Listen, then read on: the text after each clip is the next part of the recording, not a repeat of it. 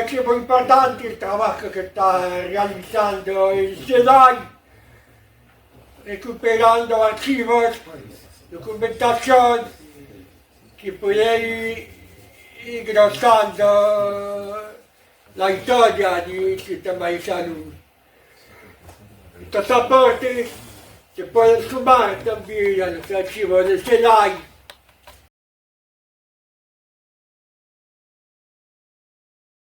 Organiza el Centro de Documentación, el SEDAI, Centro de Documentación, Archivo e Investigación de la Historia de Salud, para quienes no saben. Nosotros tenemos como objetivo recopilar toda la historia, tanto oral, escrita, que está en la cabeza de grandes ejemplos que pasaron por acá, de próceres que tenemos, que formaron este sistema, recopilarlo y tener para que esté al alcance de todos, tanto de los nuevos profesionales, de los estudiantes, de quienes toman decisiones, de quienes educan a los nuevos estudiantes y demás. Siempre hablando del área de salud y de la salud pública. Lo que nosotros venimos haciendo con esto es, bueno, dar estas charlas, informar a todos los que puedan. Siempre las subimos en nuestras páginas para que todos tengan conocimiento de lo que vamos haciendo. No es recopilar, como a veces decimos, datos estadísticos, porque eso es lo que encontramos. Es recopilar la historia y la vivencia de cada uno y cómo sintió el sistema, cómo se formó y cómo lo podemos recibir cada uno, los que no conocieron o los que conocimos, cómo lo sentimos para nosotros. Por eso es importante estas charlas, por lo menos para nosotros y para quienes las estamos pasando. Hoy nos visita Andrea Macías, que es médica especialista en medicina general, en políticas públicas, si hay algo que me falla, decime, y en igualdad.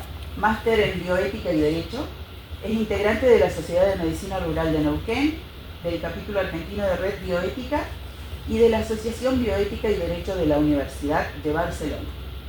Ingresó al sistema de salud como residente en el Hospital Buque-Roldán y al egresar trabajó en el Centro de Salud de Barbarco y en los hospitales de Cenillosa y Heller.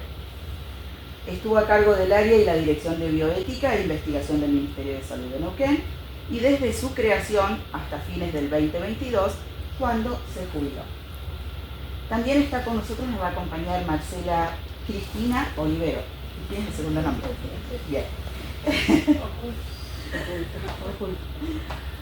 Médica general y especialista en bioética, trabajó como médica de planta en el Hospital de Mariano Moreno y Hospital Plotier, fue jefa del Departamento de Bioética Asistencial de la Dirección de Bioética de la Subsecretaría de Salud de la provincia y también directora de bioética. Recientemente jubilada. Hace poquito. Bueno. Hace un mes. Ah, bien joven. Bienvenida entonces al grupo.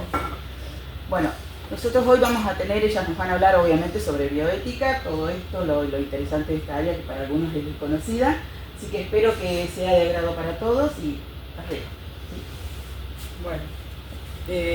Bueno, primero quiero agradecer a la convocatoria, a Mirta, a Silvano y a la que se contactó directamente conmigo fue Vicky Venegas, que en este momento está en la comisión directiva de la Sociedad de Medicina Rural, un poco para compartir la historia de las políticas públicas en bioética en el sistema de salud de Neuquén.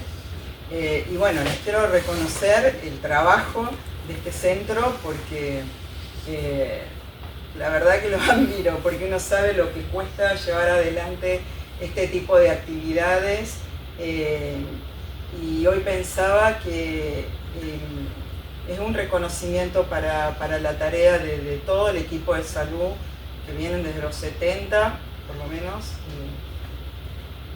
llevando adelante este sistema con tanto esfuerzo, ganas y siempre el reconocimiento está muy bueno. Así que desde ahí, cuando pensaba esta charla, que quiero que sea, yo miro al costado porque acá la tengo, si querés venirte acá para... Yo porque estoy con la compu, bueno, con ellos, para adelante, pues está Mirta. Pensaba, primero la quise convocar a Marcela, que fue con la que trabajamos estos tantos años juntas, y que la que después siguió en la dirección, y la convoqué a Cecilia Siem, que es la que ahora está a cargo de la dirección, que no puede venir por el horario, pero sí me mandó algunas cosas que ella quería puntualizar. para también hablar de lo que está ahora y del futuro, ¿no?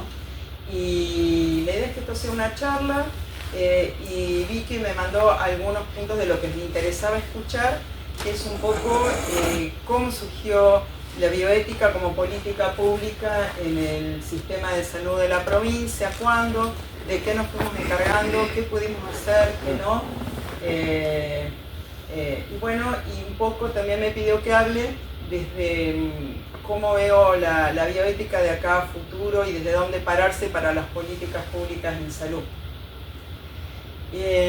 Bueno, yendo un poco a la historia, recién me acordaba acá con el doctor Russo, con el Pino Russo, que le decía que cuando de las primeras veces cuando el que me convocó fue Alejandro González Botero, a fines del 2000, cuando él asumió como subsecretario de Salud.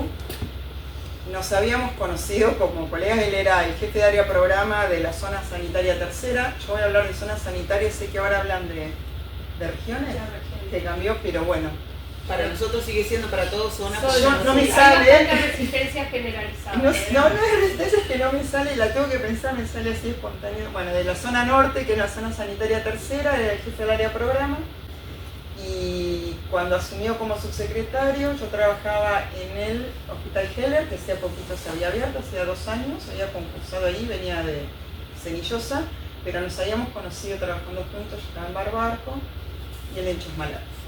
Y entonces se entera, miren estas cosas del sistema de salud, se entera que yo tenía formación en bioética, que era muy raro en ese momento, tenía formación de posgrado, porque era mi hobby en ese entonces, me había formado, yo estudié en La Plata, y el que fue el pionero de la bioética en Latinoamérica fue Mainetti, que cuando era estudiante él tenía una cátedra de posgrado de humanidades médicas en la Facultad de Medicina, y bueno, pues tenía un tiempito libre, yo me daba vueltas por ahí, siempre me gustó, y después había hecho posgrados con Tealdi en el COI, que era el Centro Oncológico de Excelencia, es de La Plata, con Mainetti, y donde también trabajaba Tealdi, y ahí hice posgrados con ellos. De eso se enteró González Botero, y entonces la provincia había adherido a fines del 2000 a me voy a fijar cómo era el número de la ley, que nunca me lo recuerdo de memoria, la 2327, que es la ley de comités hospitalarios de ética, que en ese entonces era una ley nacional, y la provincia de Neuquén había adherido a esa ley nacional.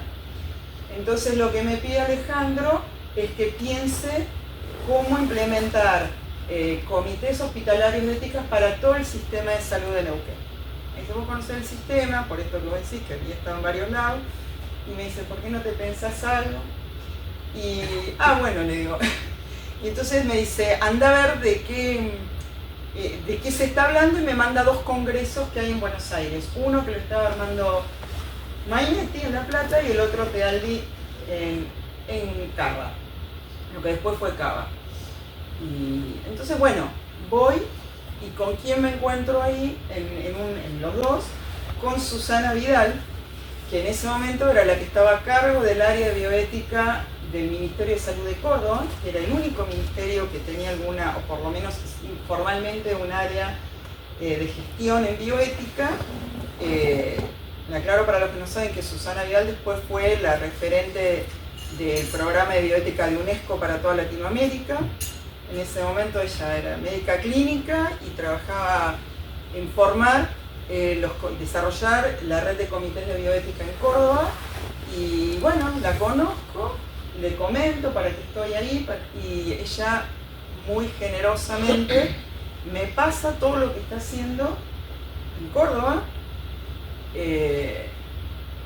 desde cómo pensó instalar el programa de bioética en Córdoba, hasta, vieron que hay que armar las normas legales, cómo hacer la disposición, igual yo no tenía la menor idea. Y me dice, no, pero vos empezás por acá, fíjate. Bueno, así que una grosa, y quedamos en contacto, vengo acá, y entonces le comento a Alejandro, y a partir de ahí le digo, mira, lo que pienso que lo que está en la ley son comités hospitalarios, pero para este sistema de salud, si queremos incorporar a todo el personal de salud en los distintos niveles de atención, vamos a tener que pensarlo de otra manera, porque no podemos armar comités en los hospitales, quedan afuera los centros de salud, no va con la lógica de, por lo menos era lo que veía en ese momento. Lo otro que le planteo es que en ese momento era lo predominante, es que los comités hospitalarios de ética también evaluaban protocolos de investigación. Y lo que yo había visto afuera, que eso hacía mucho ruido, afuera quiere decirlo en otros lados del país, y en otros lados en otros países estaba separado, los comités de ética de investigación separados de los comités de bioética asistencial. La provincia tenía una ley reciente en el 97 de una ley de investigación en seres humanos, investigación biomédica en seres humanos, y que instó a conformar lo que fue la Comisión Provincial de Investigación Biomédica en Seres Humanos, CAIF, que estaba funcionando, fue de las primeras en el país, y así que ya teníamos ese escenario que favorecía esta separación. El único comité que estaba hospitalario instalado en bioética en la provincia era el comité hospitalario, el del Castro Rendón, que había formado la dirección. Acá lo señalo al doctor Russo porque él, cuando yo empecé esto, él está en gestión. Ese fue preexistente al programa de bioética, ya estaba formado. Y bueno, la propuesta es hacer esta separación, nosotros tener claro que una cosa era un comité de bioética en investigación y otros eran los comités de bioética asistencial.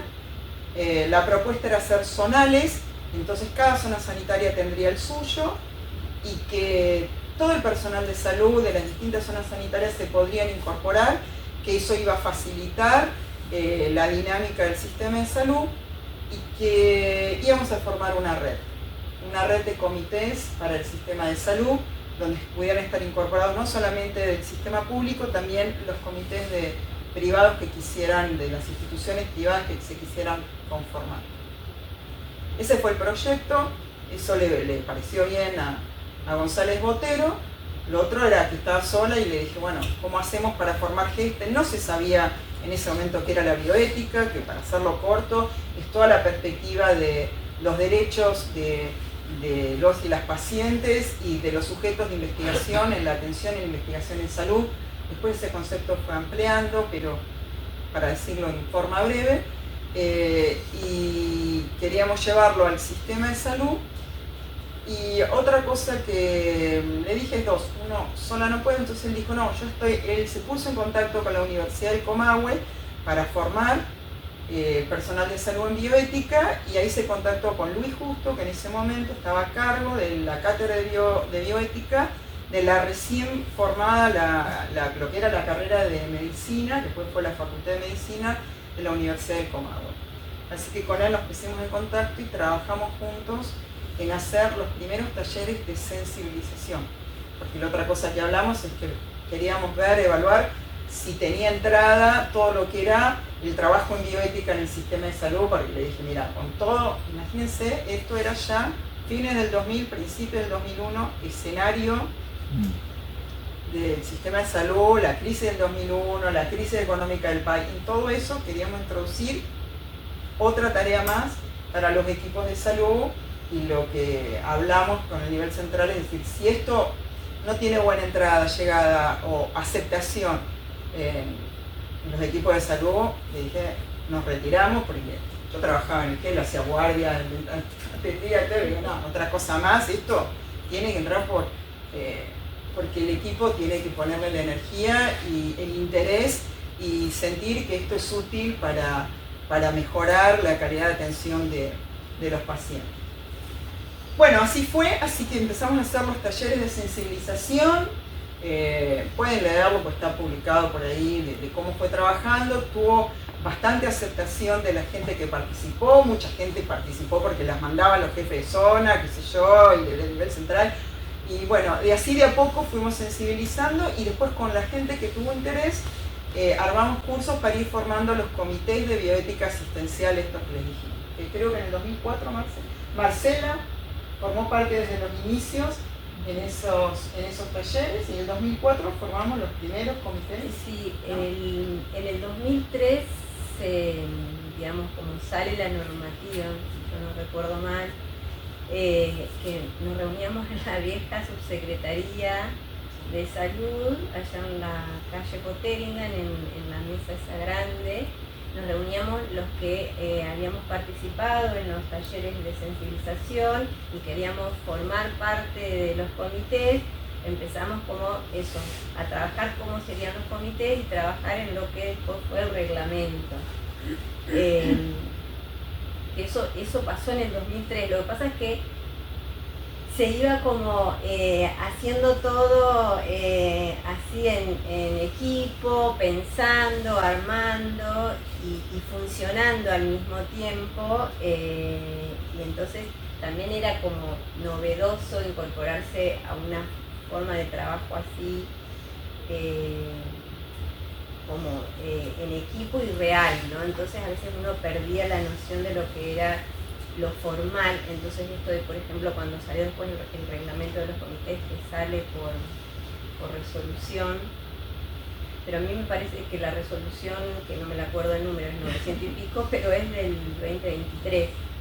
Sí, el reglamento.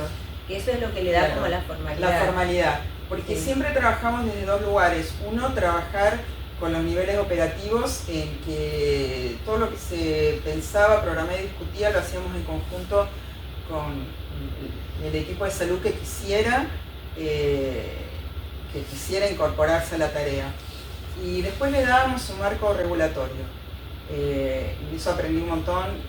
Y en esta charla, un poco pensando en el trabajo que están haciendo acá los compañeros, lo que quiero es reconocer toda la gente que colaboró y que trabajamos, con la que trabajamos para dar cuerpo, que es lo que ya lleva 20 años en políticas públicas en bioética. En ese entonces, yo ni sabía yo la diferencia entre que era una disposición, una resolución, no sé qué, y me acuerdo de Susana Marchisio, que trabajaba en fiscalización, y dice, ahora venía Andrea acá, te sentaba acá, así, y me ponía, yo venía a la guardia, trabajaba, hacía las cosas de medicina, no sé qué, bueno, y tenía que formar gente en bioética, así, y me sentó y me puso a explicarme cómo se armaba una norma legal, y yo me quiero acordar la que estaba en despacho, y el nombre que llevaba, y le decía, me la corregí, no sé Claudia qué. Chambers. ¿Cómo? Claudia Chambers. Claudia Chambers. Sí. Claudia Chambers, y después estuvo Zulén, claro.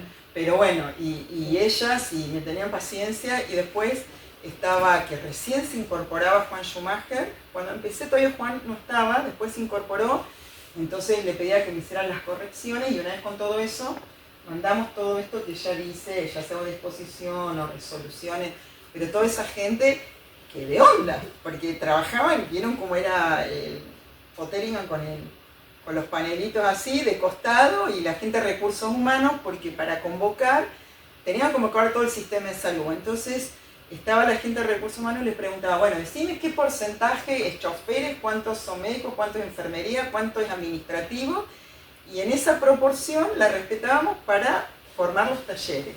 Decía, bueno, entonces en el taller tiene que haber el mismo porcentaje que hay en el sistema de salud, representando cada función, cada sector. Bueno, y ellos de onda me pasaban todo, no había computadora, 2 o 3 tenían computadoras, sacábamos los porcentajes, qué sé yo, y así lo íbamos armando. Y después me pide, ese era mi jefe, ahí era Walter Gualtieri, y después vino Carlos Ventura, iban cambiando las gestiones, y me pide que empiece a participar del comité, de la comisión de la CAIH, de la Comisión Asesora de Investigación Biomédica en Seres Humanos, lo cual yo no quería, porque a mí me gustaba toda la parte asistencial, pero bueno, me da algunos fundamentos, me dice, no, fíjate acá, qué sé yo, y que ya venía trabajando Walter Gualtieri antes, cuando él estaba a cargo de calidad, y había traído toda una normativa del Hospital Italiano de Buenos Aires, y había empezado a organizar la comisión, que ya estaba Malco Elder, estaba Armando Calá, estaba Susana Marchisio, y me acuerdo de ellos, y ellos ya trabajaban evaluando los estudios de investigación en seres humanos. En ese momento se evaluaban nada más que los de la industria farmacéutica, y en eso Neuquén fue pionera. Esa ley surgió muy tempranamente en la provincia, porque a raíz de un conflicto político, que fue cuando se sacó sangre en la comunidad Pulmarí, en Aluminé, sin saber el objetivo, para el proyecto Genoma Humano. Entonces salió en todos los diarios que a través del sistema de salud, gente del proyecto Genoma Humano se había contactado con integrantes de comunidades mapuches de Pulmarí, y sin decir que era para obtener material genético, se había sacado sangre. Entonces, la legislatura de la provincia hace una ley que regula la investigación en salud en la provincia y hace obligatorio, conforma la Comisión Provincial de Ética en Investigación, y ahí determina que que esa comisión dependa del Ministerio de Salud, que sería la autoridad de aplicación, y que toda investigación en salud debe ser evaluada por esa comisión y aprobada, o no. Y que esa comisión debe funcionar independiente del poder político, sus integrantes, y da una serie de directivas de cómo tiene que estar constituida, etc. Y que tiene que ser independiente, ya sea de los niveles de gestión y del poder político. Y lo que tiene que garantizar el ministerio son las condiciones para que pueda funcionar. Así que a partir de ahí nos fuimos formando. La idea era, propusimos la conformación de un área, lo que fue en principio el área de bioética, después fue una dirección, y que tuviera dos espacios de trabajo diferenciales, uno de ética de investigación, del cual dependía después la CAIF, y el otro de lo que era toda la parte de bioética asistencial y atención de la salud, que dependía de toda la red de comités de bioética asistencial. Y toda la regulación esta que vos decís, ¿no, Marce? Sí, a mí por ahí lo que me interesa como resaltar de lo que es la red de comités es un poquito eso que también esos puntos hacen que todavía, por los cuales todavía la red esa siga funcionando después de 20 años, ¿no? Una que es el funcionamiento, como la palabra lo dice, en red, ¿no? ¿Qué significa eso? Que era como compartir entre los distintos comités zonales, tanto lo que sea, porque unos tenían por ahí más conocimiento en lo teórico que otros, entonces era eso, si había consultas, compartir, y el otro era como el apoyo emocional o afectivo, si uno, porque esto, la participación en los comités era como una tarea más, digamos, que tenía el reconocimiento económico, digamos, no tenía la participación, es una tarea que requería trabajo, que requería tiempo, pero que económicamente no se reconocía, se daba el tiempo para participar. Entonces por ahí eso, había unos que se podían formar o tenían más formación teórica que otros, entonces eso es importante, el funcionamiento en red, eso fue desde el principio. Después, otra cuestión es que no se requería una formación previa, o no se requiere hasta el día de hoy para entrar a ser integrante, a participar de los comités, sino que uno se va formando a medida que va haciendo la tarea, porque también tenemos como un mecanismo, que eso también fue desde el principio, esto de hacer capacitaciones, la misma red lo hace una serie de actividades para la formación, ¿no? Eso me parece importante. Y otra que en los comités, a diferencia de, por ejemplo, otros comités de bioética asistencial, que no es de expertos, o sea que no es que todos son especialistas o tienen una formación de posgrado de bioética, sino esto, como decía, la formación a medida que uno va participando, y que participan todos los que los integrantes de los equipos de salud, porque esto lo definió Andrea, también fue algo que pensó desde el principio, que es que incorporar en el debate, en el análisis bioético, a todos los que son los actores de la atención de la salud, que son los que integramos o que integran los equipos de salud en sus distintas funciones, desde médicos, psicólogos, maestranza, los administrativos, ¿no?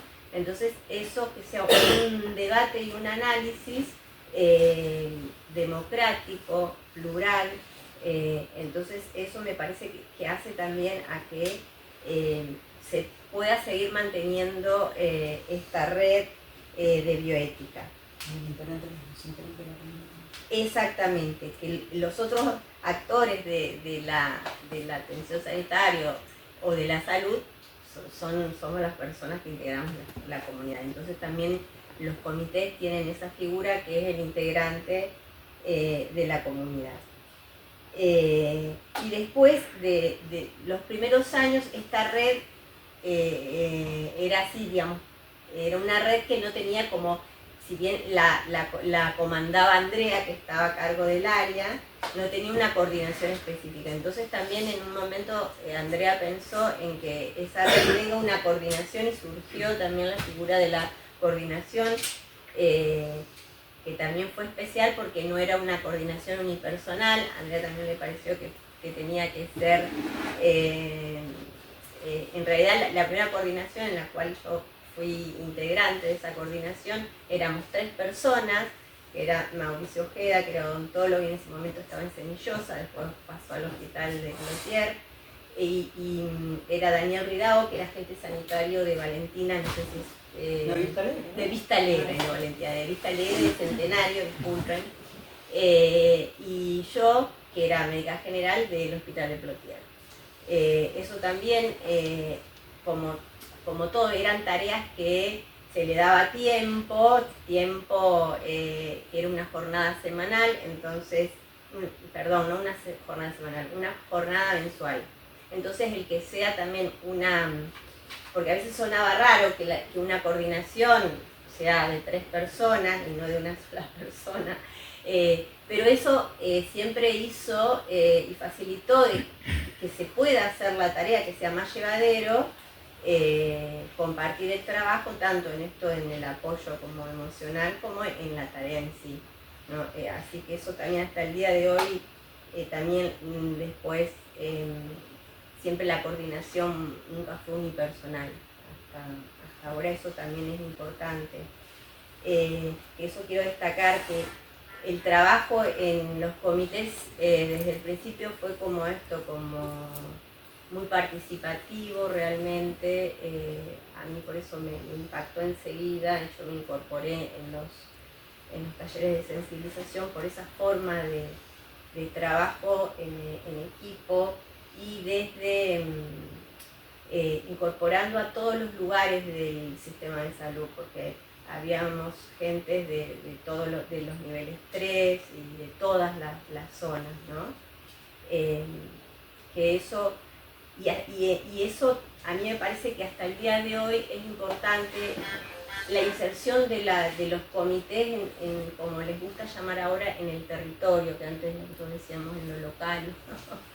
Ahora les gusta hablar esto del territorio. Eso hace que uno pueda saber de los problemas que hay en cada lugar y desde que esos lugares también, desde ahí se proponga como la respuesta o la solución a esos problemas, ¿no? Eso me parece que también hace que haya como ayudado a que persista la red, que siempre no es que estos años los comités se han mantenido todos siempre bien funcionando, sino siempre en determinadas épocas uno funciona mejor que otro, quedan pocos integrantes, después a los años ese explota de gente, que no es siempre estático, pero que eso ayuda a que se haya mantenido hasta el día de hoy los comités, ¿no? Y el trabajo. Un poquito eso quería como a mí, sí, las cuestiones que... digamos que la forma de trabajo se fue diseñando en forma dialogada, o sea, lo que fuimos pensando entre toda esta gente que fuimos haciendo los talleres de sensibilización, después formación, que tuvieron inquietudes de participar de estos comités. Entonces decíamos, bueno, ahora ¿cómo seguimos? Bueno, si van a ser zonales, ¿cómo hacemos las reuniones? Y hicimos 4 o 5 reuniones anuales. Armemos un programa a fin de año para el año siguiente. un programa de capacitación, de donde llevemos las situaciones que queremos dialogar. Todo esto imagínense antes del internet, de todas estas cosas, ¿no?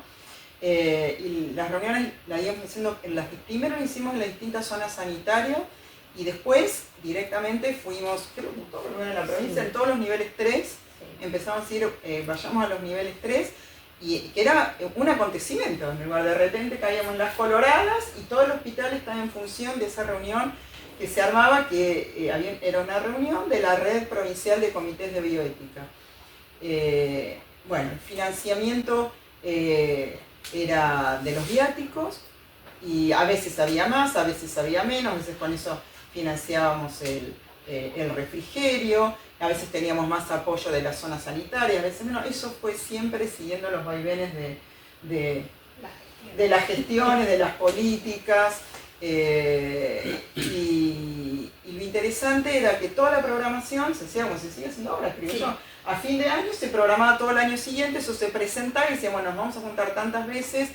Esas reuniones funcionaban como capacitación y como discusión de la problemática de bioética. Y a partir de ahí después surgieron documentos de trabajo, como fue el de atención de niñas, niñas, adolescentes, el de embarazos incompatibles con la vida extrauterina, todo lo trabajado en ILE y en salud sexual y reproductiva. Después los problemas que había en la atención en relación a investigación en seres humanos. Así que era como es el termómetro de la problemática de derechos humanos en la atención de la salud. Sí, a mí me parece otra cosa importante, esto que todavía lo tratamos de seguir manteniendo, que se vaya a hacer esas reuniones que nosotros hacemos 4 veces al año, que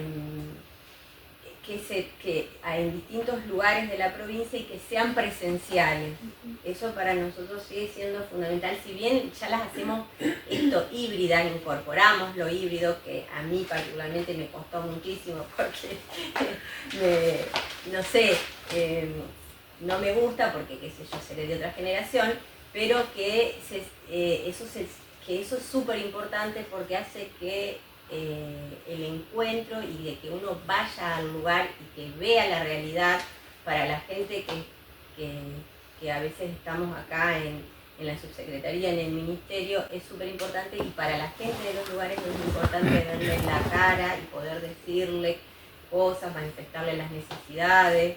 Es sumamente importante, Mercedes lo puede decir, que cada vez que vamos a los lugares, a mí todavía digo vamos porque como hace un mes nomás que me jubilé, me cuesta todavía despegar. Aparte seguir siendo miembro. Sí. Entonces eso que es sumamente importante para mantenerse también sobre cuáles son los problemas reales y de dónde vienen las soluciones, que como decía antes, tiene que ser propuesto desde los mismos lugares en donde están los problemas, ¿no? Sí, una cosa que me pidió Vicky que comente es el enfoque, qué enfoque bioético se trabaja. Lo que quiero decir es que la bioética en sus orígenes había un enfoque predominante que era el principalista, que es con el que empezamos, y rápidamente está más enfocado a lo que es la bioética clínica, de la relación entre el personal de salud y los y las pacientes, y ya desde las primeras etapas de trabajo nos dimos cuenta que era insuficiente, que no daba cuenta en profundidad o de cómo era también una tradición en el sistema de salud, del trabajo en equipo de salud, de la dimensión colectiva, de la dimensión social, de lo que significa la atención de salud, del trabajo interdisciplinario, intersectorial, de la estrategia de atención primaria de la salud en su momento. Entonces empezamos un poco a indagar y decidimos trabajar toda la perspectiva de una, en ese momento estaba surgiendo con fuerza, que era la perspectiva de la bioética con enfoque de derechos humanos. De ahí trabajamos, tuvimos un gran apoyo de la gente del resto del país que estaba trabajando en bioética, que venía desinteresadamente, o sea, le pagábamos un viático y venía acá a formar a participar de los programas de formación que teníamos en la provincia. Yo me acuerdo que han venido, que ya nombré, bueno, por supuesto Susana Vidal, vino Víctor Penchazade, que creo que está por ahí en el Zoom conectado, vino Juan Carlos Tealdi, Carlos Gerardi, que después de él tomamos todo lo que era el enfoque para trabajar muerte digna cuando se reguló, y la propuesta, nosotros tuvimos después la ley de derechos de los pacientes antes que se regule a nivel nacional, entonces todo lo que trabajábamos de muerte digna y derechos de los pacientes con enfermedades altamente invalidantes o de fin de vida, en últimas etapas de la vida, lo trabajamos con todo el enfoque de Carlos Gerardi, que él vino acá y nos formó a todos en ese tema. Estoy leyendo, bueno, Florencia Luna, Aida Kemelmacher fue una de las que fue consultada, que fue de las que redactó el nuevo Código Civil y Comercial de la Argentina, una jurista de gran renombre nacional e internacional. Ella es de Mendoza y sabía cómo estábamos trabajando acá bioética, porque bueno, yo aparte me formé con todo este enfoque de derechos humanos. Me fui a formar con María Casado en la Facultad de Derecho de la Universidad de Barcelona, en el Observatorio de Bioética y Derecho. Ella fue de las que introdujo la perspectiva de derechos humanos en España, y bueno, con ella me formé en esa perspectiva, amiga de Aida Kemelmacher, y Aida apoyó mucho todo el desarrollo de la parte de bioética asistencial acá en la provincia. Vino 2 veces a darnos todo su expertise en lo que era la regulación y la fortaleza para atención en derechos sexuales y reproductivos, y lo que era en ese momento, antes de lo que fue el fallo FAL, atender a las mujeres en situación de aborto, que la provincia ya tenía con el artículo 86 del Código Penal Viejo, las situaciones de no punibilidad. La provincia había regulado, en ese momento estaba creo que Ricardo López en el Departamento de Maternidad e Infancia, y habíamos trabajado con Mónica Opesi de Salud Sexual y Reproductiva, que siempre trabajamos con ella, nos convocó desde el principio. ¿Era una resolución o era la 1380? ¿O era una dispo? Era una resolución ministerial, la 1380, donde marcaba las situaciones en ese momento de no punibilidad. Y bueno, era muy difícil trabajar eso, estoy hablando año 2008. Muy, muy difícil. En el 2005 empezamos a trabajar desde la no denuncia de pacientes, que todavía se denunciaba pacientes que habían abortado, con el programa de salud sexual y reproductiva, y bueno, empezamos a trabajar todo eso, y Aida Kemelmacher vino acá, y la otra que convocamos con Mónica Opesi, que yo no puedo creer, y que vino, fue Carmen Argival. Fíjense que nosotros, Mónica me dice, che, me entero que Carmen Argival, que era la ministra de la Corte Suprema de Justicia de la Nación. No, yo lo pienso ahora. Mónica viene y dice, mira, Carmen Argival viene a la provincia porque creo que ella madrinaba algo así, las orquestas juveniles, y tenía familiares acá en el Alto Valle. Y dice, y nos contactamos, no sé de dónde Mónica está en contacto. Imagínense, es como si ahora lo llaman, no sé, Junio Olivarona, no sé, una cosa así. Y bueno. No sería convocable, digamos. No sería convocable. Y nos contesta. Y nos dice que sí. Bueno, Mónica, pero nosotros quiénes somos. Bueno, no, entonces, bueno, ahí, hablando corto, por supuesto fue a través de la legislatura, del ministerio, imagínense el ministro de la Corte, pero la doctora Argival nos dice, bueno, ¿qué quieren? ¿Cómo puedo apoyar? La que era la 1380, todas las políticas de Neuquén. Y entonces nos juntamos en Viento Sur, que era la confitería del Hotel Comahue. Nosotros, yo hubiera querido sacar una foto, hoy en día me saco una foto, bueno, con esa personalidad de la cual uno estaba admirada, admiración total, y vino y nos enseñó, en algún lado quedó grabado eso, y la legislatura armó un encuentro para que la doctora Argival dé su posición de cómo se debería respetar todo lo que eran los derechos en las personas en situación de interrupción de embarazo, en situación de aborto. Eso fue muy, muy...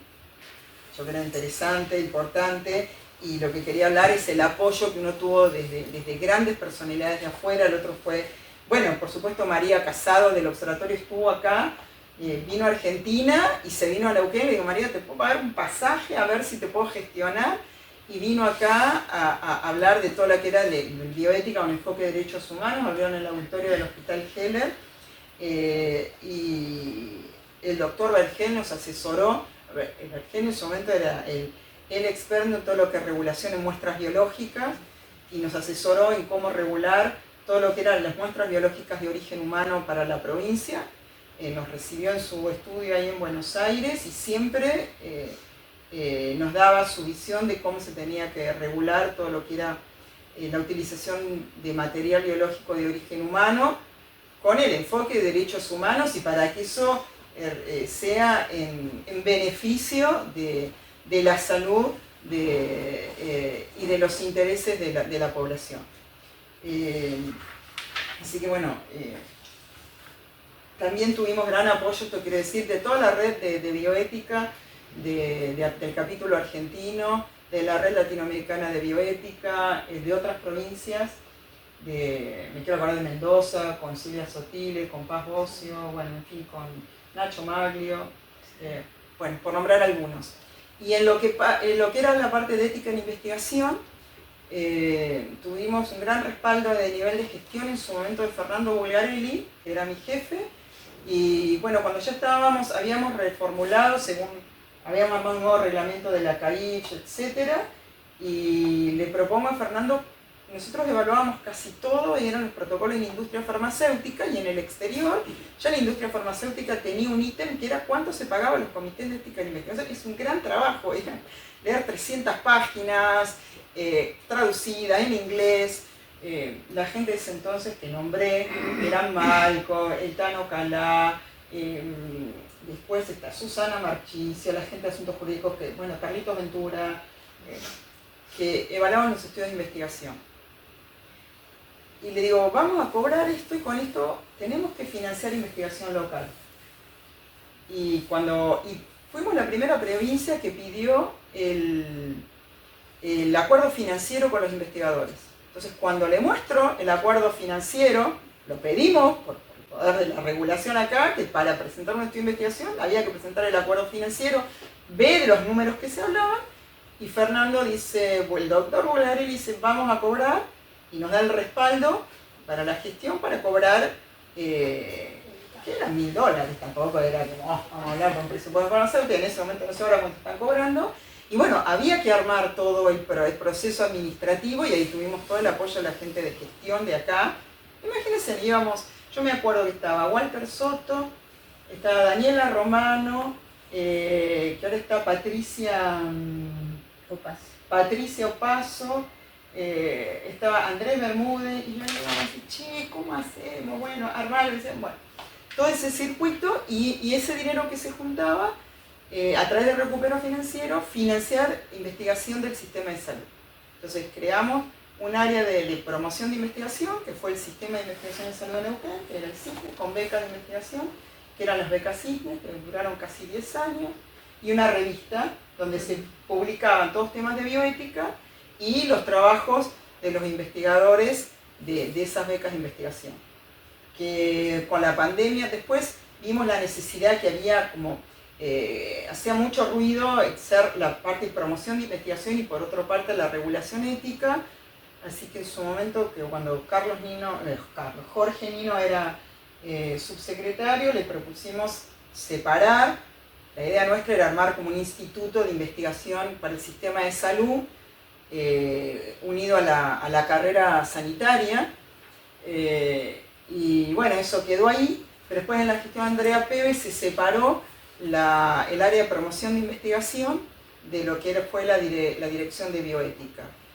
Bueno, después vino la pandemia, y eso se suspendió, y ahora se volvió a armar un área de gestión de promoción de investigación, y creo que están saliendo nuevas becas de investigación en salud financiadas por el sistema de salud, lo cual la verdad que es una alegría para no perder tantos años de experiencia, y formó como 5 años armar el sistema, el circuito. Uno podía cobrar un vehículo, un montón de cosas, pero pagar investigación no estaba armado el circuito administrativo de cobro. Y toda la gente de acá, de esta organización que trabajaba en la parte de financiera, íbamos con los papelitos y nos enseñaban y decían, bueno, mandá por acá, necesitamos esta norma legal, listo, para acá, nos enseñaron cómo armarlo. Y después teníamos un grupo que eran evaluadores externos para las investigaciones más complejas de toda esta gente de afuera que armé, y con gran apoyo del programa de Salud Investiga, lo que era en ese momento el Ministerio de Salud de Nación, que estaba a cargo, primero fue Iván Insúa y Carolina O'Donnell, y después Carolina O'Donnell, y trabajamos en conjunto de cómo armar lo que fue armar la agenda de investigación de la provincia, el acompañamiento de investigadores, y las becas y la evaluación de becas. Nos dieron toda la plataforma de ellos, de todo el sistema de evaluación. La verdad que fue un trabajo sinérgico con el Ministerio de Salud de Nación, mucho trabajo. Y ahí ya teníamos más grande, y con gente de todo el sistema de salud que apoyó en formar gente en investigación. Armamos las tutorías, me acuerdo de toda la gente de epidemiología, Adriana Feltri, Claudia López, después Verónica Laprullán, después la gente de evaluación de tecnología sanitaria, que estaba Santiago Hasdeu, Laura Lanfre, después había gente que asesoraba, creo que ahora es la que está en investigación, que era Claudia Bajo en investigación cualitativa, gente de la Universidad de Comahue. Había que hacer y acompañar a los investigadores en todo lo que era el armado de las investigaciones o en evaluación de los protocolos de investigación que formaban parte también de la CAIP, ¿no? Como asesores externos o incorporados. Después le incorporamos acá a Mercedes Moglia de las Ciencias Sociales. Sí, bueno, la otra es, que me va a matar, es Marcela Fontana, Jorgelina Villarreal, Nadia Heredia, Nadia y Jorgelina de la Universidad del Comahue. Bueno, todo ese equipo de gente que trabajábamos, y después mira, acá me anoté Olga Lescar y Titi Rizzo de Recursos Humanos, porque había que movilizar la gente, era bueno, la teníamos al lado, che, ¿cómo hago eso? Y ellos hacían un ratito en todos los concursos, y nos enseñaban un poco cómo toda la parte de gestión con recursos humanos. Y después con la gente de residencias trabajamos mucho también. Formación de las nuevas camadas de residentes y todo el sistema de residencias de la provincia, y había que trabajar con recursos humanos también, y la gente no solo de las residencias de medicina y de todas las otras especialidades, y armamos los cursos de formación de residentes, ¿no? Sí. Sí, que bueno, eso, digamos, yo creo que sí, ya está, no sé qué más, pero ¿Te puedo hacer una trabajamos con la consulta? gente de Castro, de anatomía patológica, con muestras biológicas, sí. Las escuchaba atentamente a todo lo que estaba contando. Yo estuve a cargo, estuve en mantenimiento y electromedicina del Castro Rendón casi 20 años, Sí. gran parte del tiempo a cargo. Acá en nivel central, en ingeniería. Nunca supe, yo siempre creí que bioética tenía que ver nada más que con los médicos y con las enfermeras. No tenía que ver con el resto del personal de salud, del equipo de salud. Las escuché recién, ustedes decían, convocamos choferes, general de maestranza, personal de maestranza y demás. Y me pregunté en el momento, ¿y nosotros? ¿Por qué También nunca tuvimos? El chofer, el de Andacoyo, ¿te acordás que formaba parte? ¿Por qué nunca tuvimos? Porque yo creo que desde la arquitectura, a ver, hay dos tipos de arquitectura, o que se forman arquitectos. Y uno muy especial es el arquitecto sanitario, porque está comprobado que no es lo mismo diseñar un hotel que un hospital. Por lo tanto, yo creo que la ética también debería, de alguna forma, o convocar, o rozar, o la arquitectura debería decir algo sobre la atención del paciente a partir de las instalaciones o del edificio en sí. Lo mismo en la ingeniería después, que está muy ligada. A ver, en el año 2009, 2005, 2006, que yo traje los primeros ingenieros a la provincia, era porque una cosa que a mí me hacía mucho ruido era que había una gran desconexión entre el área técnica nuestra y el médico. Si no hablábamos el mismo idioma, hablábamos idiomas distintos. Y no teníamos un idioma en el medio que nos permitiera comunicarnos, saber qué es lo que necesitaba el médico para atender a un paciente y qué le podíamos ofrecer nosotros. Cuando aparecen los biomédicos o los bioingenieros, para nosotros fue un alivio saber que íbamos a contar con un profesional que conocía nuestra área, estaba preparado en nuestra área de ingeniería, pero que a la vez conocía el idioma médico. Ahora, hoy hay residencias, creo, ¿no?, en ingeniería biomédica. ¿Esos ingenieros biomédicos están incorporados a esta área de bioética? Sí, sí. Digamos, como es porque el contenido de bioética es un contenido obligatorio en todas las residencias, entonces hay digamos, lo que se llaman los módulos transversales de los residentes y están incorporadas, los de recursos biofísicos están incorporados. Pero respondiendo a lo que vos decías, no nos convocan. En realidad sí, como comentamos antes, en los comités están convocados todos, pero como en todo el sistema, las cosas a veces no llegan porque, no sé cómo es, las actividades o las cosas que se hacen muchas veces no llegan a quienes están destinados o a los destinatarios porque, no sé, los canales de comunicación a veces no son tan permeables o tan fluidos, no sé cómo decirlo, pero eso no es que no están convocados. Sí están convocados todos, como decíamos al principio, todos los que formamos parte de la atención sanitaria, ¿no? Entonces, cualquiera sea la función en el equipo de salud. Lo que pasa es que a veces eso no llega la información a quien está destinado y no es solo sobre bioética, sino sobre un montón de cosas, claro, que son esas fallas. Pero sí, lamentablemente eso, a veces no llega, pero sí. Sí, y de área de choferes, sí.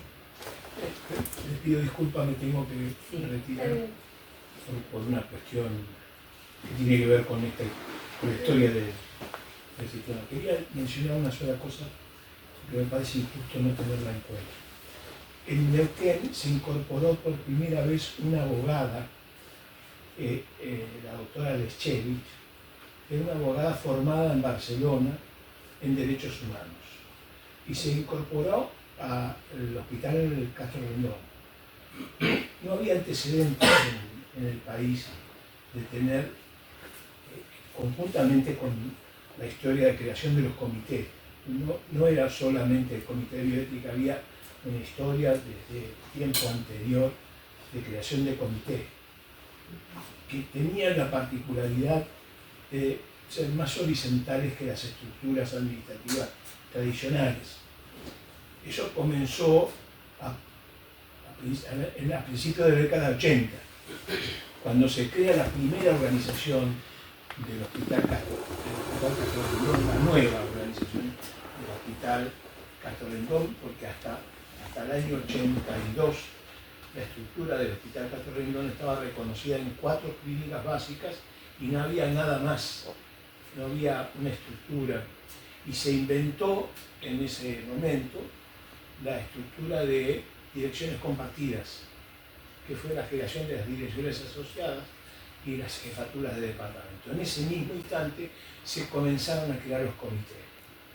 Y el primer comité fue el Comité de Docencia e Investigación.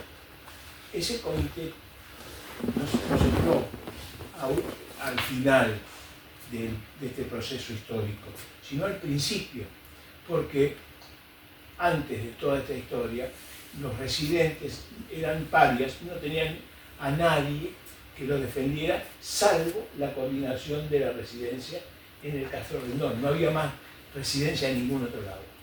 Quiero mencionar esto de la doctora Leschevich, porque cambió la perspectiva del sistema de salud en Neuquén.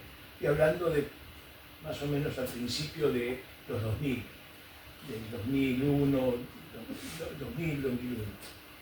Esta doctora fue la primera vez que había en un hospital una abogada especializada en derechos humanos.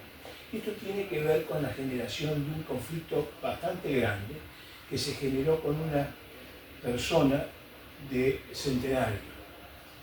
una mamá de una niña que permanentemente ingresaba a terapia intensiva pediátrica, y la mamá un día se negó a que ingresara y se armó un gran escándalo público y hubo que pedir ayuda a ver quién sabía algo de esto y qué capacidad tenía la madre para poder negarse a hacerle lo que correspondía a la niña.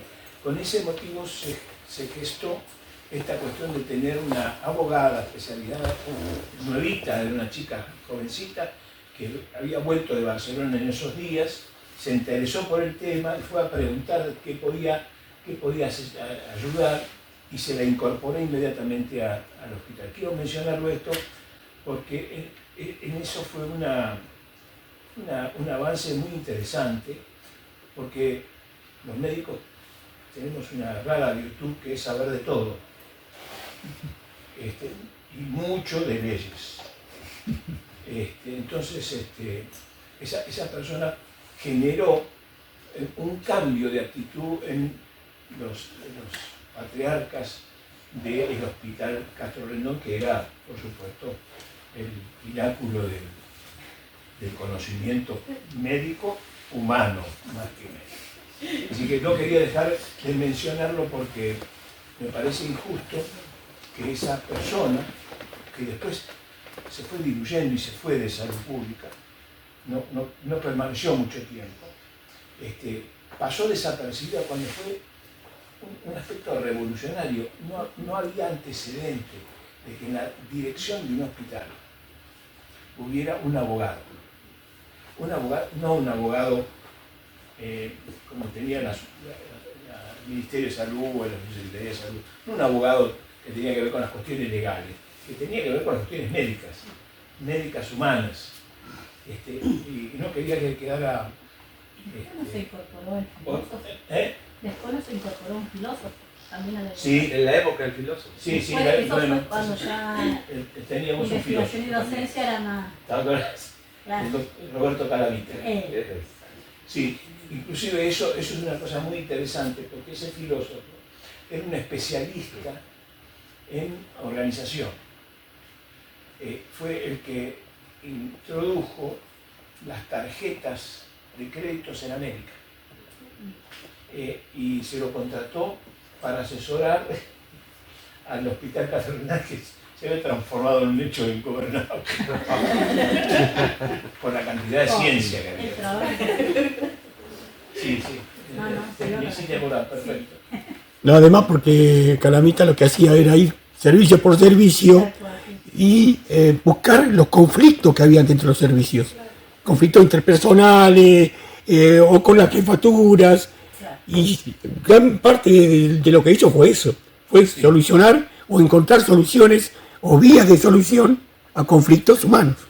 También generó una cosa muy interesante que ya nadie cree que es así, que es los barrios populares en Neuquén. El barrio San Lorenzo, el barrio Gregorio Álvarez, el barrio La 1029, son producto de la idea de Calamita. Discúlpenme. Y por favor, Lo interesante es reconocer algunas cosas. Pino, y por favor no comentemos cómo terminó Calamita. Bueno, comenten. Yo lo último que supe que estaba de portero en el museo. No, murió, pobrecito. Calamita era un filósofo, perdón, 5 minutos. Sí. Era un filósofo, muy capaz, un genio, loco. Cuando terminaron los barrios,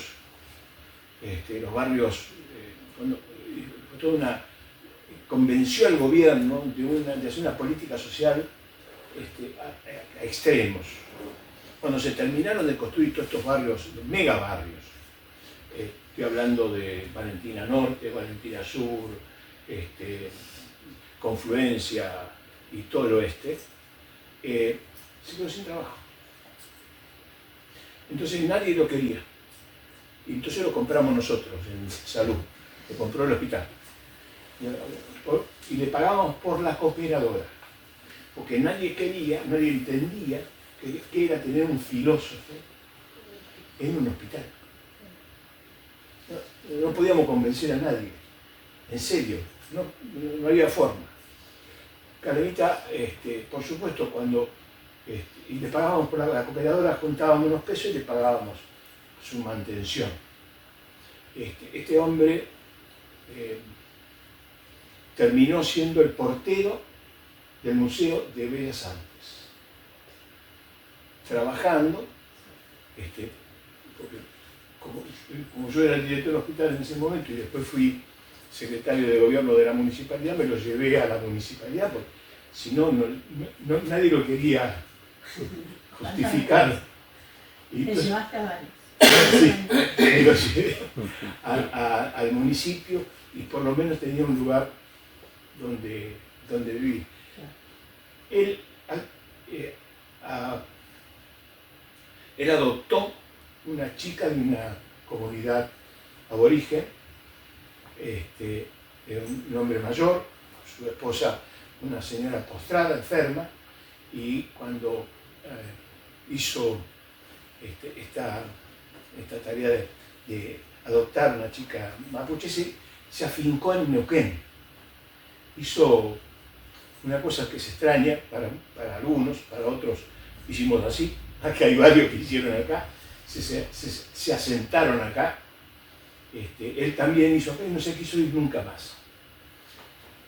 Su hija se recibió, estudió, se fue, él se quedó acá, su mujer murió y él también murió acá en Neuquén en la miserable pobreza del olvido.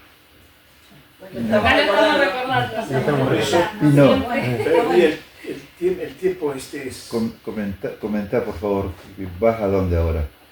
Bueno, No, porque tiene que ver con salud y es importante, es importante. Él había estado En Bolivia. en Perú, en Bolivia, fue el introductor de la tarjeta Visa en América.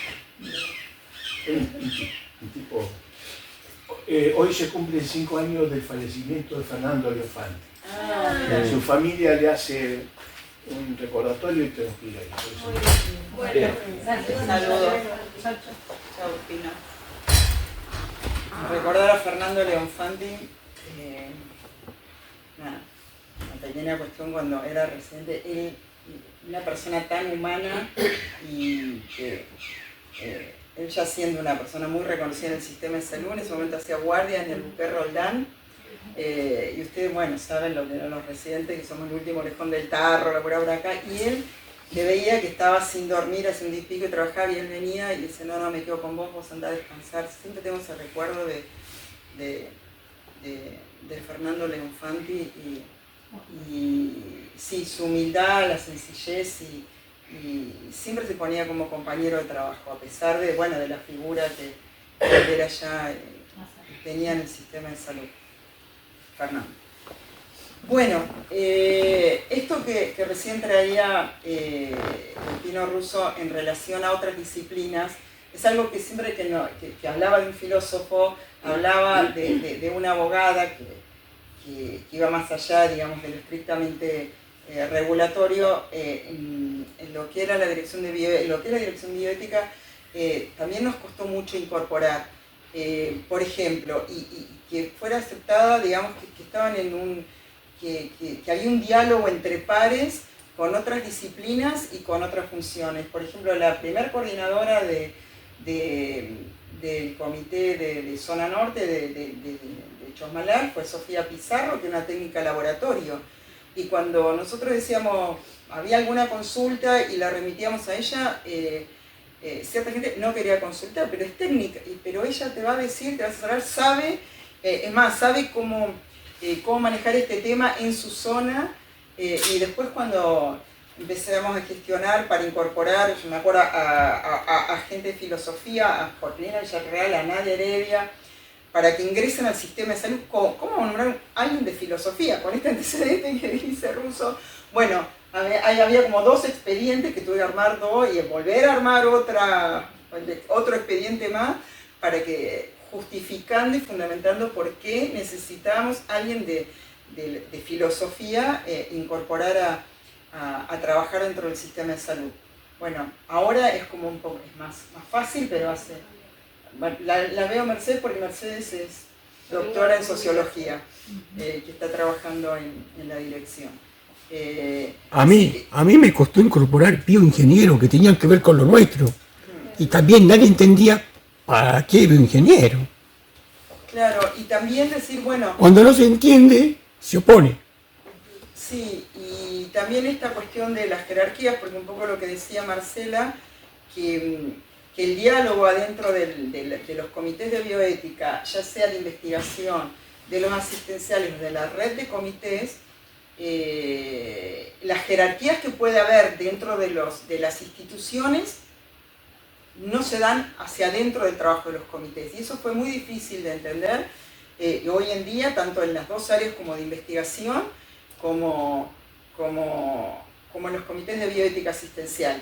Y que ya sean las opiniones, a veces se vota, o las decisiones, la fortaleza de las decisiones, de la opinión, tiene que ver con la fuerza argumentativa de lo que se está planteando o de la experiencia, porque a veces puede, esto que decía Marcela, puede haber menos como conocimiento teórico en relación a alguna rama académica de un área específica, pero hay mucho conocimiento de la experiencia práctica en lo que es el trabajo en terreno y cotidiano y todos los días en la atención de la salud con los pacientes. Entonces eso es invalorable y se lleva a la conversación y al diálogo dentro de los comités, y es como un insumo fundamental para el trabajo en estos espacios, tanto en el de investigación, que es de la CAIB, como en los comités de bioética asistencial.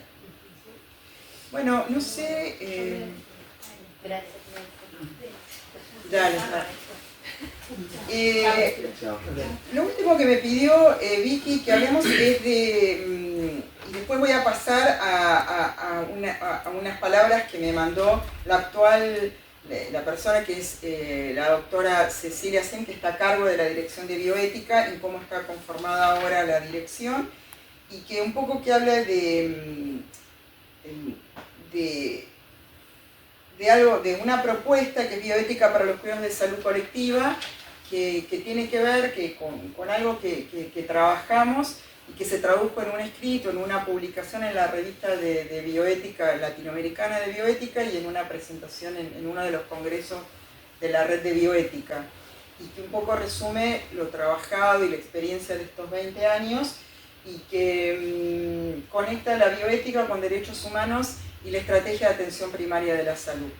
Y que hablamos un poco de los enfoques teóricos e históricos del APS, cómo surge en Almata, cómo se vino la nueva APS, con un enfoque un poco más mercantilista, y de los nuevos enfoques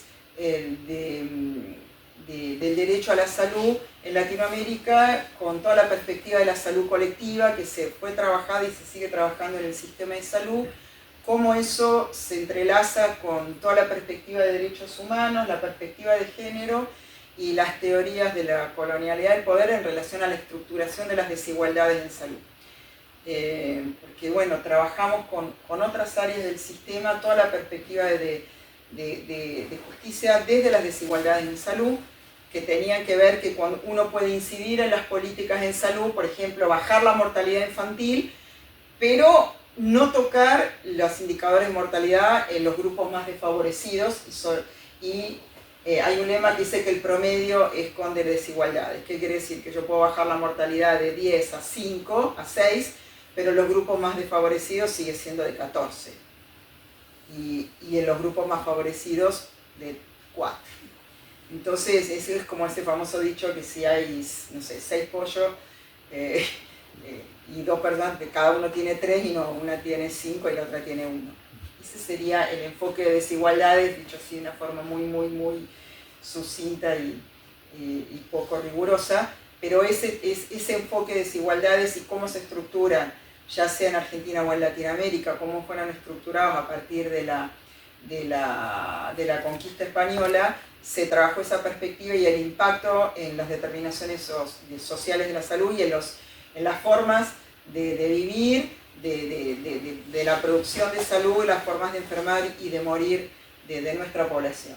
Entonces eso es un enfoque teórico que trabajamos, que se traduce en un escrito, que lo pueden googlear y sacar, y que entonces lo que proponíamos era como ir un poco más allá de la estrategia de atención primaria de la salud, que hoy se trabaja con este enfoque de cobertura universal en salud, que hacemos como una lectura crítica de eso, y proponemos una estrategia que le dimos el nombre de Cusco, es de cuidados, Q de cuidados para la salud colectiva, y que un poco reflejaría toda esta perspectiva de derechos humanos, de cómo se estructuran las desigualdades, y estar muy atento a que las políticas en salud no profundicen ya la estructura desigual social, sino que vayan hacia una transformación, hacia modos más equitativos, ya sea de acceso, de atención y de los resultados en salud. Bueno, eso me pidió un poquito que hable Vicky, lo quería poner acá, lo pueden googlear, y bueno, es un enfoque que lo fuimos pensando en conjunto, en la red, ya tanto la investigación como de atención, y escuchando mucho a tanto sea a toda el área, a la gente de la comunidad, como a nuestros compañeros que trabajan todos los días en la atención de la salud y en los problemas prevalentes y emergentes, y bueno, cómo trabajar la perspectiva de derechos con atención a la profunda estructura desigual que tiene nuestra provincia, nuestro país y nuestro subcontinente, que es el más desigual del planeta. Andrea, ¿y con la universidad qué relación tienen ustedes? Con la universidad es esto que decía, nosotros trabajamos en el principio. Te pregunto más que todo porque me parece que es importante que los estudiantes de las carreras de medicina o enfermería u otras relacionadas ya de entrada sepan que la salud, esta mirada de la atención primaria de la salud así comercializada, tendría que tratar de no ir por ese camino, digamos, ¿no? La carrera de medicina de la Universidad Nacional de Comahue fue de las primeras que incorporó, tiene como materia atención primaria de la salud, sí. Después tienen bioética en tercer año. Mercedes fue docente, yo fui 10 años, 9, 10, no sé, docente de esa materia de tercer año, y siempre trabajamos en conjunto. Luis, justo cuando lo nombré al principio, que él fue de los primeros a cargo de esa materia, y fue el que trajo González Botero para trabajar los primeros años en formación en bioética, pues formó parte de la CAIF.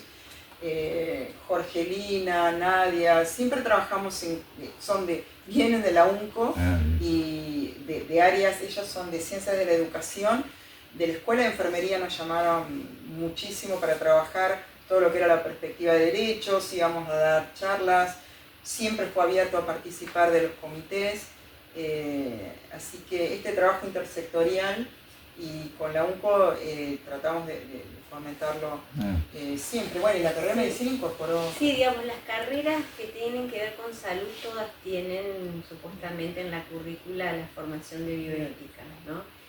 Y particularmente quería contar una experiencia de este año con la Facultad de Filosofía, que ellos tienen, en filosofía tienen una materia que es bioética.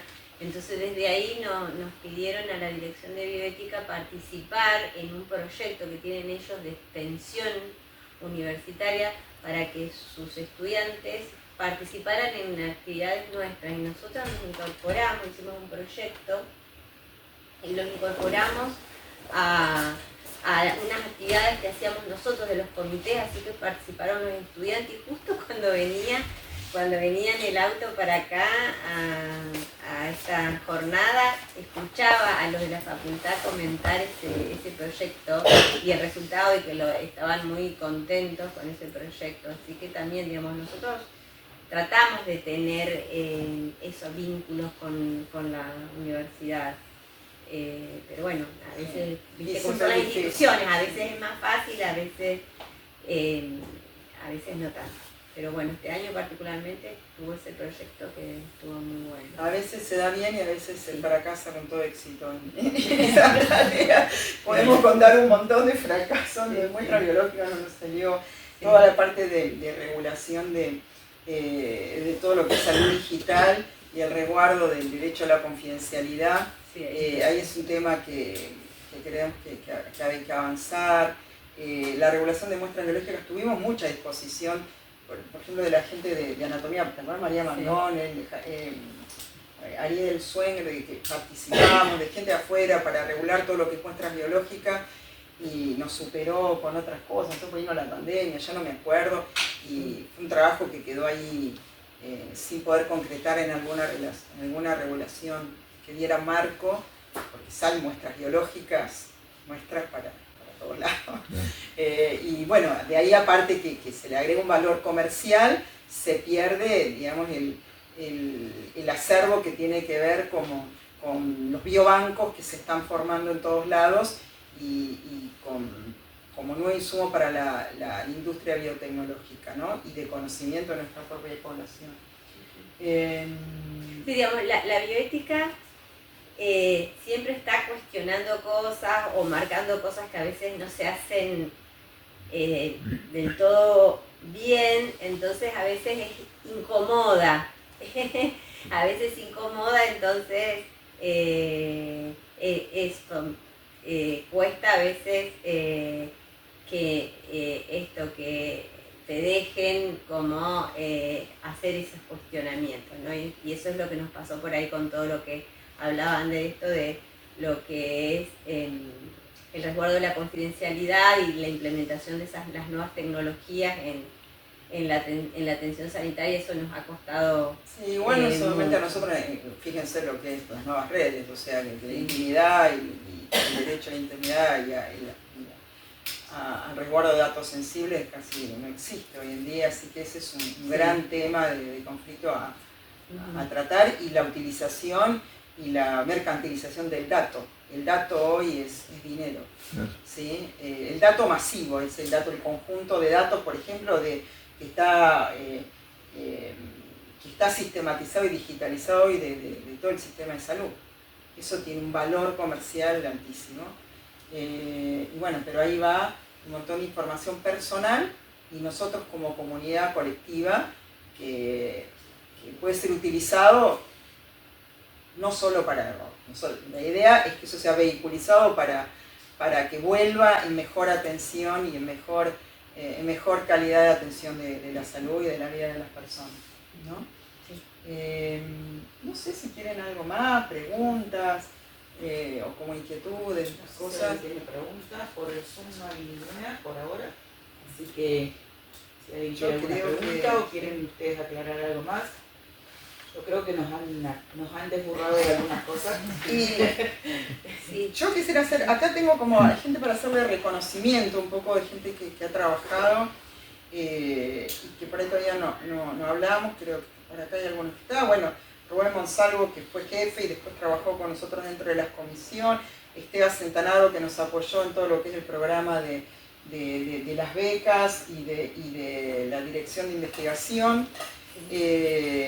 Los investigadores, que es Joana Bastías, que ahora está a cargo del Comité de Docencia e Investigación del Castro Rendón, Fernanda Haddad, investigadora de Junín de los Andes, Juan Remy igual, Verónica, la nombré, la apoyan, Liliana Calani, que siempre hay como esta cosa de mirada con desconfianza a la investigación farmacológica, y si hay alguien hay que sacarle el sombrero en lo que es rigurosidad profesional y cuidado en lo que es lo mejor para la atención de los pacientes, tanto como pacientes como sujetos de investigación pertinentes que redunden en utilidad para sus pacientes y para la comunidad. Es Liliana. Hemos tenido un montón de encuentros, de chispazos, de cuestionamientos de ella hacia nosotros, hacia la Comisión de Ética e Investigación, y siempre ha sido un diálogo para nosotros fructífero y de mucho respeto hacia su trabajo. ¿No? Como investigadora, fundamentalmente ella trabajó muchísimo en infectología, pero en todo lo que es VIH, y hemos aprendido un montón de los estudios de ella en VIH y del grupo. lo mismo que la gente de oncología, del servicio de oncología del Castro Rondón, de la gente de anatomía patológica con María McDonald, bueno, el Castro Rondón con Swenger, del privado con el grupo de la Cava.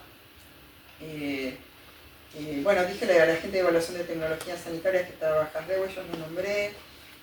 Bueno, Cecilia Maile, toda la gente de salud sexual y reproductiva. Araceli Gitlin del programa de vacunas, que también laburamos un montón. Y bueno, me voy a olvidar de gente de un montón, pero quería de la gente de terapia intensiva del Castro, que vos trabajaste en... Sí, Gonzalo Soto y Macarena, no me va a salir el apellido. La de ATP, la adecuación... Mariela Fumale, ahí está, Mariela la adecuación Fumale, terapéutica. Sí, Mariela Fumale, Gonzalo Soto y Macarena, que no me acuerdo el apellido. Bueno, después hablando de abogados, todo el grupo de asesoría jurídica de Pablo Gutiérrez, de Juan Schumacher y de Elías Galen en el Castro Rondón, de Tania en el Heller, que se incorporaron a la red de comités, bueno, en fin. Un dato y una consulta. Sí. El dato creo, no sé si debe estar terminando, hay un estudiante, por lo menos de filosofía, en progreso. Nosotros teníamos acá en el nivel central, primero arrancó como enfermero en el Heller, después cambió totalmente su carrera y se vino a hacer informática, Marcelo Rivero, y después se guardó, no sé por qué motivo, en progreso, y ahí empezó la carrera de filosofía hace, ¿cuánto ya? 3, 4 años. Sí. Y un poco más tal vez, así que por ahí capaz que está terminando. Como y que sí. Está y bueno, hay que incorporarlo. Habría que preguntarle a Maxi, preguntarle a Maxi de Progreso dónde ubicarlo, porque yo perdí el teléfono, pero sé que estaba trabajando en eso. Nosotros para incorporar gente hacíamos trabajo de hormiga, por ejemplo, acá los choferes nos llevaban a las reuniones, qué sé yo. La verdad que yo le decíamos, ¿no querés participar del comité? ¿Viste? Claro. O la gente administrativa que le presentábamos las notas, era un laburo así. Bueno, viste que hoy yo te comentaba lo poco que a veces sabíamos o conocíamos de la bioética, y yo lo único que había escuchado desde mi área contable de elaborar con el presupuesto era las becas Cisne. Claro. Yo conocía ahí que funcionaba, pero no sabíamos cómo hacían, qué es todo lo que hacían en realidad, porque por esto, por falta de conocimiento, lo que te decía, a veces no llega la información a todos y... Sí, no, pero acá la gente de acá que nos ayudó muchísimo. Y la consulta, la consulta es que, ¿qué relación tiene en esto de armar el centro de documentación y demás? He estado en contacto con gente a través de Google, ¿no? Hice contacto con algunas personas de afuera. Hay un médico en Uruguay, Miguel Pisanelli, que trabaja mucho en la prevención cuaternaria, que tiene que ver con esto, ¿no? De la sobremedicalización o el exceso de estudios. O sea, en definitiva, esto que ustedes decían, el derecho del paciente de no ser medicalizado de más ni hacer estudios extras innecesarios y todo lo demás. ¿El Comité de Bioética aborda este tema? No. Sí, eso es todo lo que es la proporcionalidad en la atención, que tiene que ver, y sí, es un tema que es pertinente, digamos, a la bioética. Nosotros hicimos bastante, colaboramos en lo que es las guías que se llama de adecuación terapéutica en terapia intensiva. Lo hicimos varias veces, creo que la primera vez fue en el 2017 y después hicimos una actualización en el 2023, y este año estuvimos trabajando, por ejemplo, en lo que era todo esto de adecuación en las terapias. ¿Qué eso quiere decir esto? De no pedir ni métodos diagnósticos ni hacer intervenciones terapéuticas que no tienen una proporcionalidad, que no tienen una posibilidad cierta de mejoría, ¿no? A eso se refiere en lo que es la guardia. Este chico, no me va a salir, Juancito Arditi, que es médico emergentólogo ahí en el Castro Rendón, él nos pidió que lo ayudáramos a hacer como una guía porque él veía que en la guardia se hacían muchas intervenciones que su compañero no le daban bolilla, entonces también, sí, eso es un tema que entra en la bioética. Y en bioética, esto que vos decís, trabajamos mucho, que es muy difícil, en un momento cuando era jefe mío, Rubén Monsalvo, trabajar sobre el error. como trabaja la Comisión de Mortalidad Materna, trabajar sobre el error o haciéndose preguntas. A veces uno ni te parece que lo hiciste bien. Mirá qué bien que armamos esto, qué sé yo, la comisión. Bueno, esto que se armó, ¿se podría haber armado de otra manera? ¿Fue la manera adecuada? Lo tenemos que repensar de qué forma. Esas preguntas, así, es un trabajo central en bioética y por supuesto encontrás muchísimas resistencias, creo que como en todos lados, no solamente en salud, pero encontramos en ciertos espacios como estos que dice Marcela, nos tenemos que meter, hay que meterse acá porque de acá se crece. O sea, nada, todos somos falibles, somos humanos, y decir, bueno, a ver, mirémonos, preguntemos al que nos mira con un poco más de distancia de afuera, ¿qué observaciones tiene para hacernos? Y bueno, hagámonos fuertes, escuchemos, que nos duela, qué sé yo, y de ahí crezcamos. Eso, el laburo en equipo, te ayuda también a escuchar cosas que no te gustan y a pensarnos, ¿sí? A poder dialogar desde un lugar de respeto y sabiendo que todos somos falibles, que todos podemos cometer errores y que una cosa que aprendimos a hacer los comités es decir, a ver, haceme abogado del diablo, decime lo que no me gusta ir porque entonces voy a estar más atento a identificar y a meter menos la pata, porque lo voy a tener pensado, lo voy a tener contemplado, podemos verlo. Eso es un ejercicio que se hace mucho dentro de los comités que cuesta, hay que irlo aprendiendo, ¿no? Sí, otra cosa que es que hay que incorporar, que sobre todo puedo hablar de los médicos y las médicas, que esto de creer que la medicina tiene siempre una respuesta, una solución que es curativa y que eso hay que trabajarlo muchísimo con los compañeros y compañeras médicos y médicas porque esto es una creencia, porque la medicina no es, la mayor parte de las veces no es curativa, lo que hace es que es paliativa. Hay muy pocas cosas que se curan y tener siempre eso presente es difícil. Cuando nosotros esto lo charlamos, lo decimos así en general, es muy chocante para decir, y bueno, la medicina tiene límites, no lo puede tomar. En la jornada del norte había una medicina alternativa, una médica que trabaja en el sistema y que hacía medicinas alternativas. Usaba ¿cómo se llama? Acupuntura puede ser. También lo nombró, pero la medicación. ¿Homeopatía? No. Y usaba entonces de las plantas, claro, que hacía medicinales, alternativas. La fitoterapia. Claro. Y hubo un choque ahí con los médicos residentes que decían, a ver, no. Y entonces ella le invitaba a los médicos residentes también a... Adriana Mar, que trabajaba todo. Claro, Había un médico, lo leí hace poco, de un año, Nata, que decía, la medicina es la pantalla que te da la ciencia para entretenerte mientras el cuerpo te cura. Puede ser. De la cronoterapia que le decimos los médicos, decimos, bueno, dejar que el pecho esté un ratito, se cura solo. Bueno, sí, son los chistes, esos duros que hacemos entre nosotros. Pero bueno, la provincia, por suerte, que después de escuchar mucho a la gente de lo que era zona de Aluminé, trabajó y está el hospital intercultural, el centro, que no se llama hospital, ¿verdad? El centro intercultural, que trabaja todo ese tipo de otro enfoque de la salud, ¿no? De la medicina de la salud, ¿no? El 27, 28 y 29 hay un encuentro intercultural en San Martín de los Andes. En San Martín. De noviembre 27. Ahora sí, las 2 semanas más. La gente de Junín, San Martín, y zona 2 trabajaba muchísimo, es otro enfoque, que es de un lugar de calidad también, ¿no? Nosotros hacíamos bioética intercultural y íbamos a escuchar, porque realmente lo que uno va a aprender y a escuchar todo. Esa situación. Bueno, yo querías preguntar algo. Sí. No, perdón por llegar tarde, pido mis disculpas, pero se me ocurre una cosa muy simple de la clínica, a lo mejor.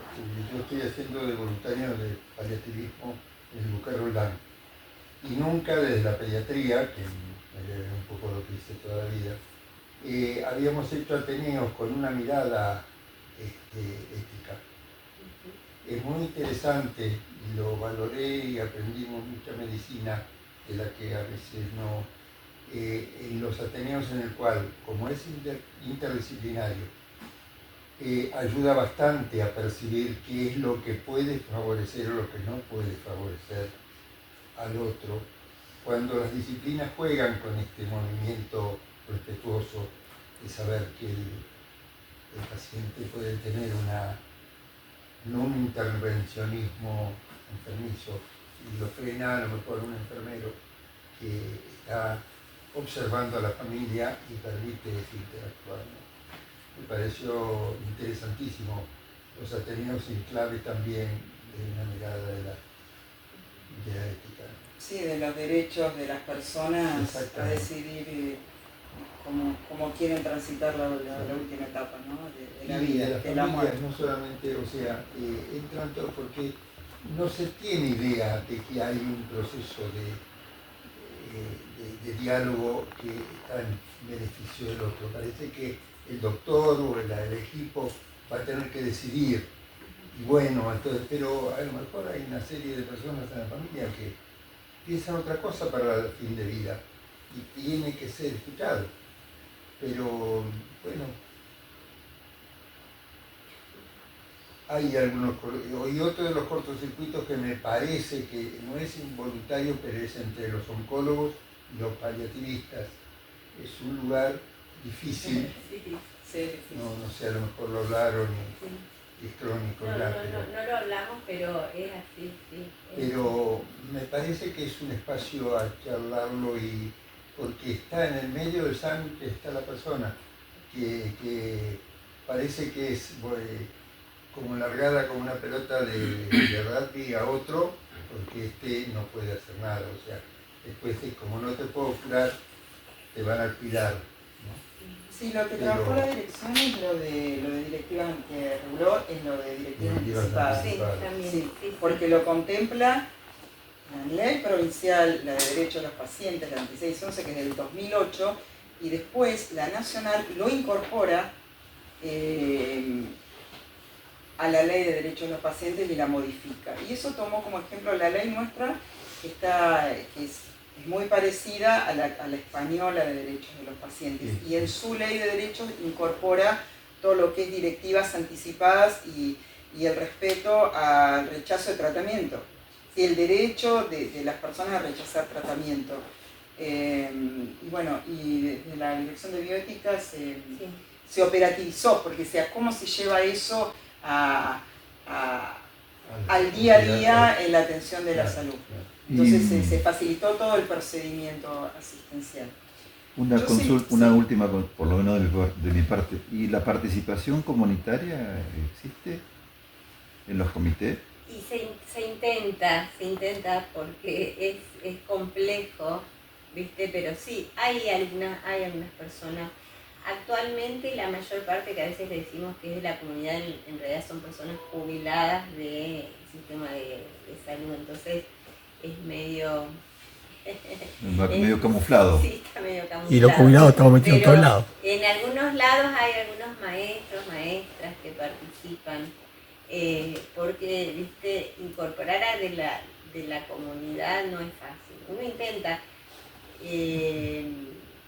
porque vas, qué sé yo, lo más fácil es comunicarse con otras instituciones, ¿viste? Qué sé yo, con justicia, con educación, ponerle otras instancias de la administración pública, ¿viste? Pero comunidad pelada no es fácil. Además tiene que ser en su tiempo libre. Sí. Lo que habíamos intentado es cuando había las reuniones de la red, pedíamos el vehículo de acá, entonces tenían el traslado contemplado y el tema de que se le compartía el viático, porque si no, ¿viste? Claro, ¿Cómo financias a alguien un viático que no es del sistema de salud? Los convenios intersectoriales, todo esto, Parece fácil, pero no es tanto. Claro, en su tiempo libre, vos te dicen, mirá, participá, y vos decís, bueno, con todo el lío que tengo, esa es la parte más que el espacio me imaginé, por ejemplo, Fabea, ¿no? Que es una organización y que hace muchos aportes, por lo menos en los medios de comunicación, hacia el funcionamiento del sistema, hace muchas críticas, tal vez desde adentro podría aportar muchas cosas. Esto que vos decías, tal vez criticar demasiado, pero que encienda algunas alarmas que permite que uno tenga otra mirada, ¿no? Se me ocurre, por ejemplo, eso, no sé. Sí, esto de que participen, porque a las personas a veces les es complejo porque tienen un trabajo, otra vez, entonces cuando uno les pide participar en una actividad o qué sé yo, ¿viste? Y se les complica por eso, porque ¿viste? La gente tiene un trabajo, tiene que cumplir un horario o esto, entonces bueno, ahí es cuando se complica, pero uno trata, hay algunas personas, tenemos alguna abogada que es del Poder Judicial que participa también. No. Bueno. Yo lo que quería, porque la idea también, por último, por nuestra parte cerrar, es que le habíamos invitado a la actual, la persona que está a cargo de la dirección, desde hace un mes, que se jubiló Marcela, que es Cecilia Siem, que no puede venir, pero vamos a decir algo de lo de hoy, ¿no? Cecilia también es médica generalista, que hizo su residencia en el sistema de salud, trabajó en Centenario, después se formó en epidemiólogo, trabajó en epidemiología tanto acá como en el Castro Rendón, y después ella se fue incorporando en los distintos lugares en la red de comités de bioética asistencial de lo que era la zona 1, y creo que en el 2022 formó parte de la dirección de bioética de acá del ministerio, más en la parte de bioética asistencial, y después la comisión provincial de ética en investigación. Ahora que Marcela, a partir de esta gestión, no sé qué el tema del organigrama, pero la dirección es la dirección de bioética con un departamento de ética en investigación. No está más el departamento de bioética asistencial, pero bueno, sí se sigue funcionando como la red, etcétera, que estaba a cargo de donde estaba Cecilia, y está el departamento administrativo, que está Jimena Fuentes, que ella surgió también, era administrativa de Plotier y ahora está a cargo de la red y siempre participó de la red. Y Cecilia ahora, si bien no está nombrada directora, ella está a cargo de la dirección hoy en día de bioética. Y bueno, también a ver cómo queda la estructura, eso no sé. Sí, porque parece que la estructura definitiva parece que todavía no está. No estaba aprobada. No estaba aprobada en el ministerio. Entonces eso, o sea, nosotros le estamos diciendo cómo era, sí, y bueno, la idea es que haya, vuelvo a ver, un departamento de bioética en atención de la salud, el departamento de ética en investigación, tiene que haber un departamento administrativo, porque si no es un bolón, que ordene, que en un principio fue Silvana Rojas, que después pasó a Rentas y fue la primera administrativa que digo que te sacó así 10 kilos de trabajo encima, porque hacíamos todo, y es fundamental para poder dedicarnos a otras cuestiones más específicas, y esa sería un poco la estructura que está propuesta, ¿no? No sé, yo hace 5 años que me jubilé, te digo a vos, y es lo que nos mandó Cecilia un poco para que transmitamos ahora la dirección de bioética, de la cual ella está a cargo, pero no está nombrada, está a cargo de la directora provincial de Calidad, Regulación y Fiscalización, que es la bioquímica Fernanda Mulverón. Eso sería actualmente dentro del sistema de salud. Bueno. ¿No sé algo más? Si no hay alguna pregunta, ¿Algún comentario? Nada. No, acá no tengo ninguno tampoco. Todos más tranquilos. No, muy todos claro. Escuchando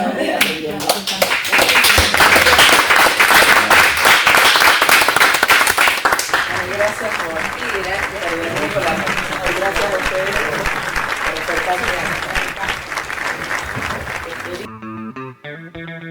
a